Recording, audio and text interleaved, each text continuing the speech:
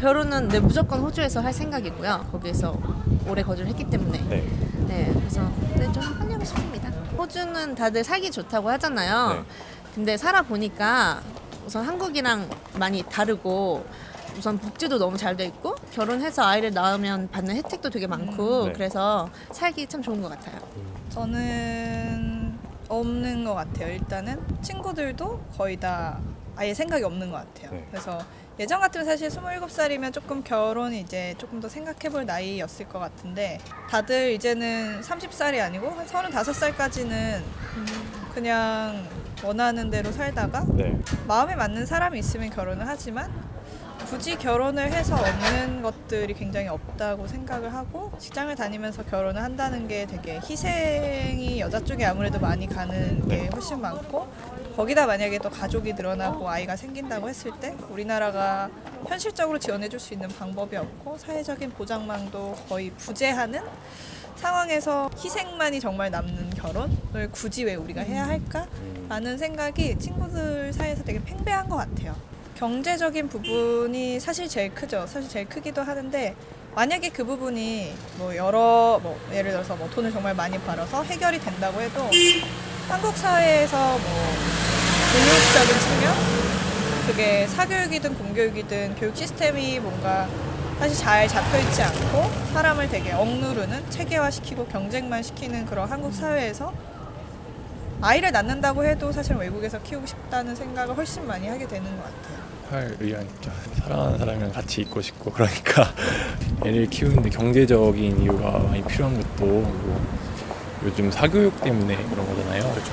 부모님이 노력해서 우리 사교육을 안 시키고 부모님들만의 방식으로 교육을 시키는 게 제 생각엔 더 좋다고 생각하거든요. 아이를 더 잘 아니까 부모님이 그닥 큰 문제는 아니라고 생각해요. 경제적인 거는. 사실 그 전에는 결혼도 생각을 안 했었는데 지금은 결혼은 하되 자식을 낳는 거에 부담이 있는 것 같아요.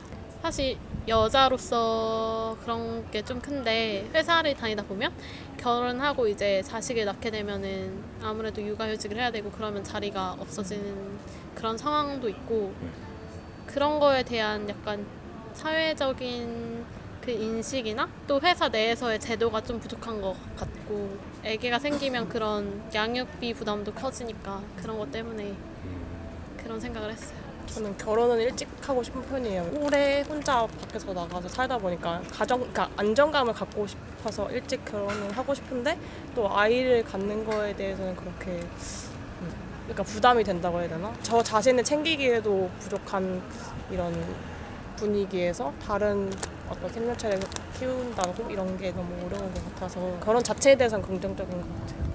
기를 쓰고 하겠지. 한마디 해도 되는 거야? 네네네. 다 하셔도 돼요. 결혼은 혼자 하는 게 아니라 배우자가 있잖아. 근데 여자는 절대 안 할 거야.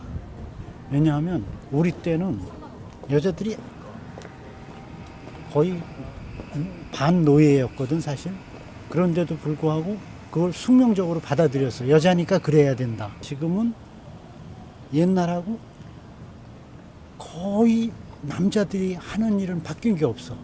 겨우 해주는 게 인식이 그 컨셉이 좀 바뀌었고 남자들의 컨셉이 조금 바뀌고 그 다음에 설거지 조금 해주고 그것도 다 해주지도 않아.